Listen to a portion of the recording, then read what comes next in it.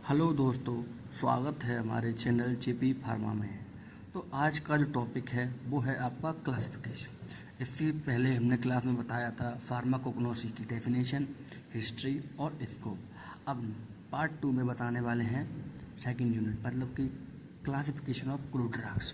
तो crude drugs क्या होते हैं, हमने इससे पहले आपको बताया था फर्स्ट क्लास में। तो अब बात करेंगे क्लासिफिकेशन, मतलब क्रूड ड्रग्स को किस किस भाग में, किस किस पार्ट में क्लासिफाई किया गया है।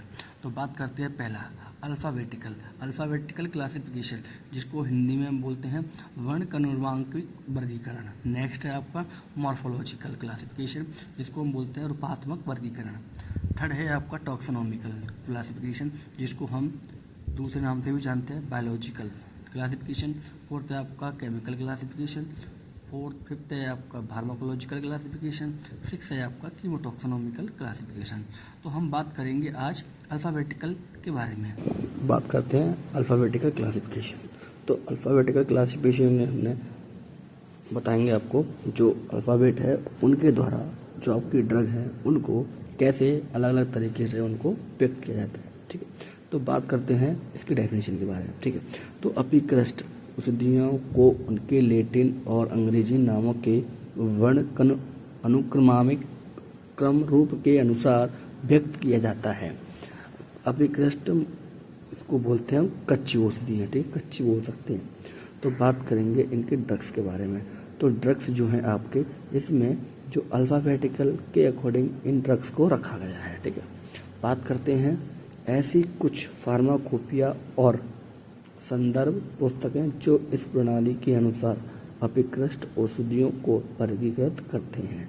कहने का मतलब ये है, इसमें कुछ बुक्स हैं, उनको संदर्भ पुस्तक जो कि इस प्रणाली के अनुसार जो आपकी कच्ची दवाइयाँ हैं, कच्ची औषधियाँ हैं, उनको अलग अलग तरीके से उन बुक्स में वर्गीकृत किया गया है। ठीक है, तो पहली बात करते हैं हम इंडियन फार्माकोपिया, जो कि आपका इसको हम शॉर्ट में बोल सकते हैं आईपी, जो आपका लैटिन वर्ड से लिया गया था। कब लिया गया था? 1955 के अंदर। ठीक है, नेक्स्ट बात करते हैं दूसरा इंडियन फार्माकोपिया आईपी। ठीक है, आईपी सेकेंड, जिसका आईपी सेकेंड जब आया था वो आया था 1966 में। कहाँ से लिया गया था? इंग्लिश से लिया गया था। बात करते हैं नंबर 3 ब्रिटिश फार्माकोपिया, मतलब बीपी, जी कहाँ से लिया गया था? इंग्लिश से। ठीक है, अब बात करते हैं नंबर 4 ब्रिटिश फार्माकोपिया कोडेक्स, इसको बोल सकते हैं हम बीपीसी, जो भी आपका इंग्लिश वर्ड से लिया गया था।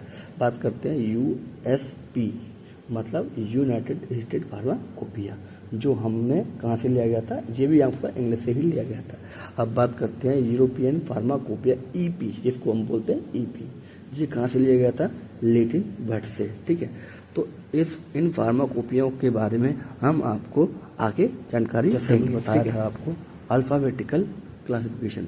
अल्फ़ाबेटिकल में बताया था हमने आपको जो ड्रग थी उनको किस प्रकार से इनको वर्गीकृत किया गया है। देखिए, ए पर होता है आपका अकेशिया, अकेशिया भी होता है, एलोवेरा भी होता है और अगार भी होता है। ठीक है, नंबर बी जो है आपका बेंजोइन भी होता है, बेलाडोना भी होता है, बी बैक्स भी होता है। ठीक है, बात करते हैं सी जो है आपका सिनकोना होता है, सिनेमम भी होता है, डी होता है आपका डिजिटालिस धतूरा तो आप लोग जानते ही होंगे।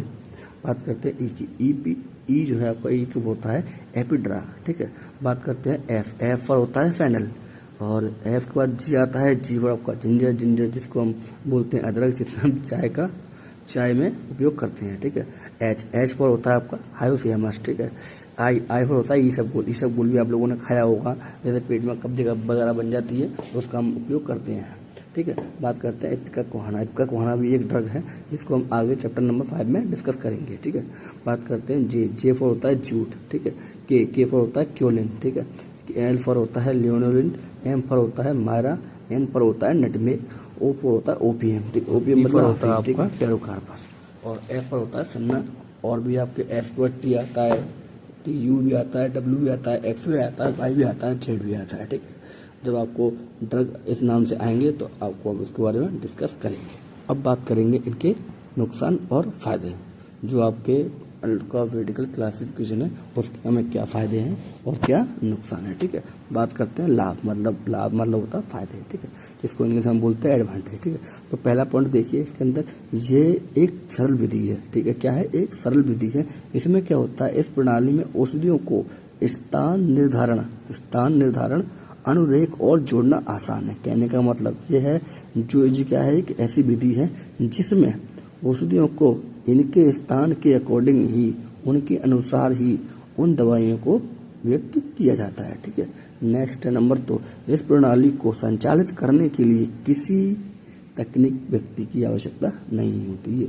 इसमें क्या होता है, अल्फ़ाबेट के अकॉर्डिंग हम इनको रखेंगे, ना कि किसी भी तकनीक के द्वारा इनको हम व्यक्त कर सकते हैं। ठीक है, नेक्स्ट है आपका नुकसान। नुकसान मतलब कि इसके डिसएडवांटेज, हमें इससे क्या नुकसान है। ठीक है, बात करते हैं नंबर 1, इस विधि से औषधियों की वैज्ञानिक प्रगति की पहचान नहीं की जा सकती, चाहे वह संगठित औषधि हो या असंगठित। ठीक है, इसमें क्या होता है, जो वैज्ञानिक होते हैं उनके द्वारा इसमें किसी भी प्रकार की पहचान नहीं कर सकते, चाहे संगठित हो या असंगठित हो।